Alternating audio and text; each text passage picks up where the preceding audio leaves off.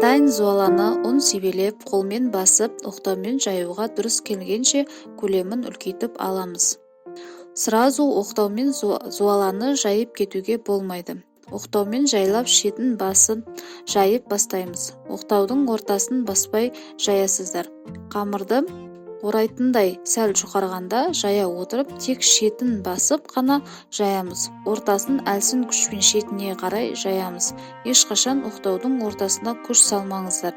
Онда да артық емес және кем емес, себелеп қана шаша отырып жаясыздар. Қамыр домалақ және жұқа жайылады.